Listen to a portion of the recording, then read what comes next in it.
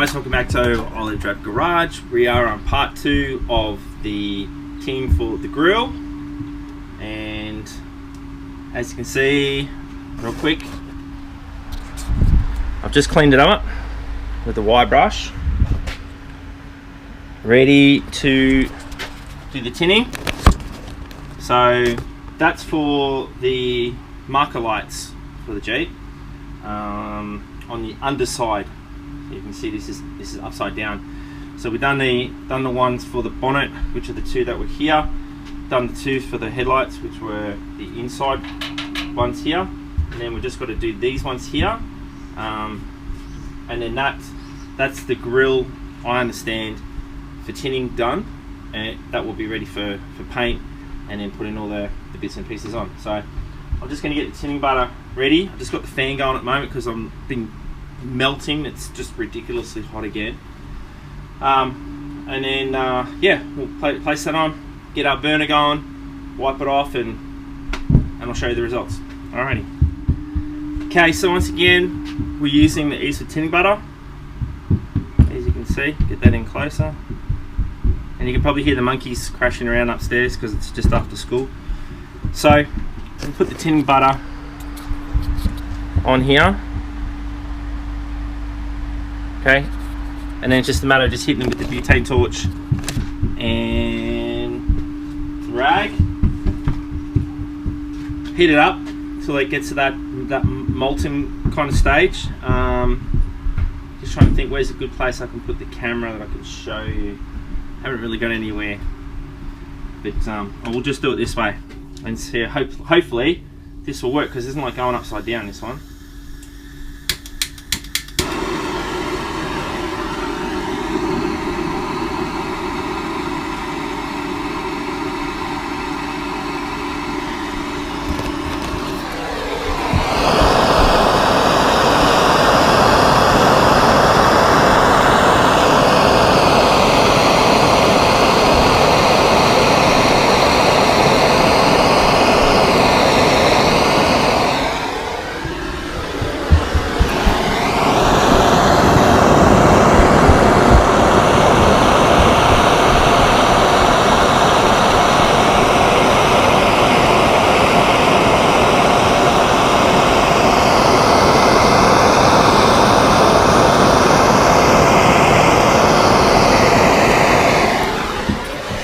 So as you saw, you just basically melt it on like butter. I'll have to clean up a bit of the primer in the background, but yeah, so we basically just get a cloth like this and get this camera set up.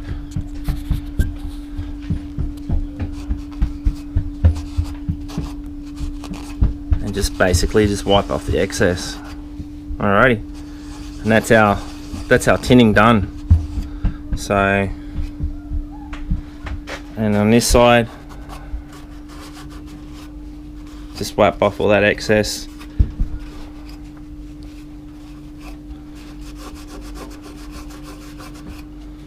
So, alright fellas.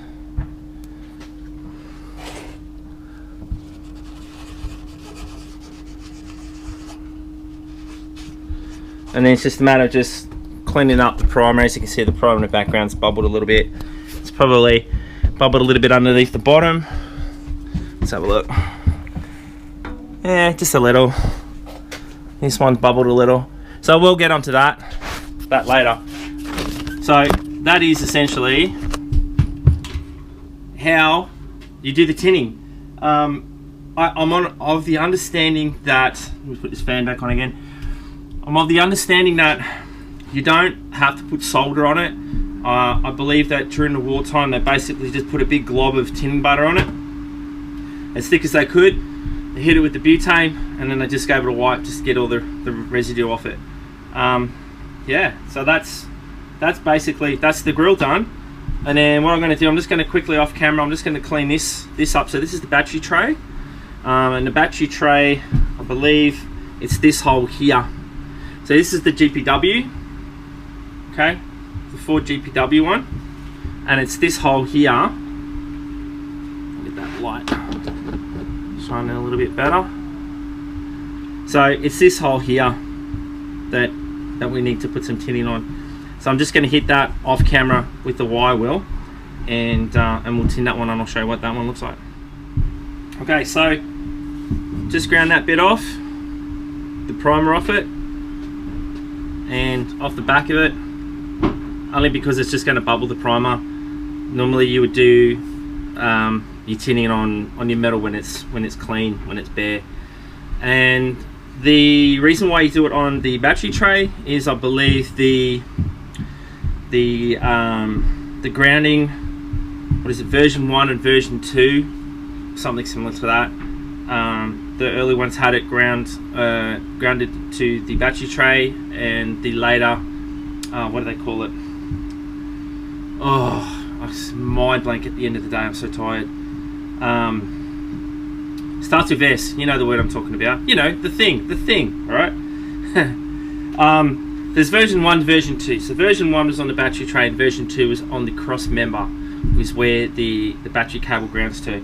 I don't know which version my Jeep is. I can't remember if it was an early 42 or it was a late 43. I've got to go and have a look at the serial number again and ask somebody to find out. The first one, and I've got the first frame. This frame here, I'll find out what that one is. I think it's a 43, maybe an early 43, and then we can, you know, if it's a big deal, we'll just spray over it, you know, whatnot. But for now, we'll do the suppression 1 technique, which is this one. Alrighty, so tinting battery's on, as you can see, and I'll just heat that up real quick. Turn that off. Get that.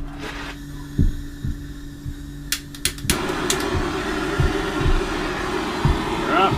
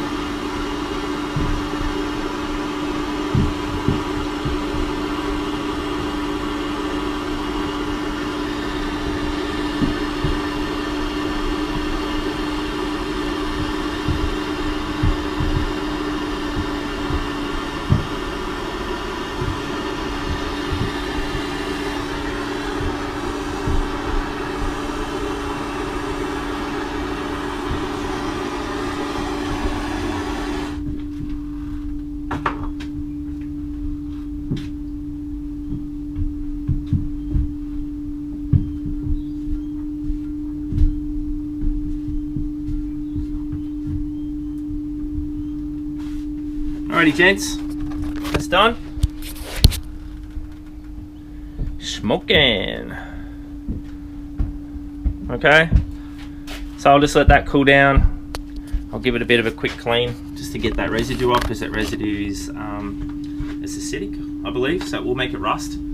So and then I'll put my little stickers on. So I got my wife to get me some little pricing stickers, so I'll put those on, hit it with the primer, and that's good for paint. Grill's good for paint. The next one that we'll work on will be the bonnet. So we'll do the tinning on that. We'll do that a little bit later on in the week. So it's kind of hard to to get out and work out in the garage when, you know, it's mid to high 30s at the moment. We had 38, 39 degrees the other day on Friday, and it killed me. I came home with a bit of heat stress, and for pretty much the rest of Saturday and part of Sunday I was feeling pretty sick. I was pretty crook, so my joints hurt. I just felt absolutely buggered. My body was buzzing. It was all a little weird. So yeah, it was a bit not fun. So, you know, I've got to try and remind myself I'm not a young fella anymore, and you know, jumping up and down, up, you know, all the bits of gear that I work on at various sites, because I work outdoors and I go to various different sites and I do a lot of climbing of things. Yeah, it takes the toll out of you, because when it's 38, 39 degrees. So, all right, gents. Like I said, that's part 2 for the tinning on the grill for the Jeep, G503 GPW Jeep, and for the G503 GPW battery tray, which is still a little bit hot. So, thanks for watching, guys. I hope that's helped. Like I said, this is the knowledge that I understand to the best of my knowledge from the research that I've done. I see some guys have put a little bit of leading on it. I did leading on that top part. I didn't do leading on here because I've had a look at some other videos and they don't seem to have put leading on it, and from all the photographs I've seen from World War II, it seems that would be a pain in the ass, difficult thing to do. So, and if you're using tooth washes, it's pretty much going to bite. So I think what it is, the tinning is basically to give you a bare metal surface that is not going to corrode or rust. That when the tooth washes are on there, it'll bite in it, and it gives you that connection. So anyway, guys, thank you again for watching. I hope that helps. I am trying to get some more content out for you. It's just difficult when you've got a full-time job and you got a whole bunch of other stuff you got to fix up in your few hours before you go to bed at night. If you haven't subscribed, subscribe already. Like the video so we can bump it up, get it out there so the guys can see it.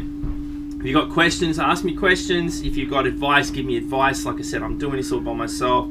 I know nothing of what I'm doing. I'm just the bloke in the garage bashing about, trying to figure it out. So anyway, guys, thank you for watching, and catch you on the next video.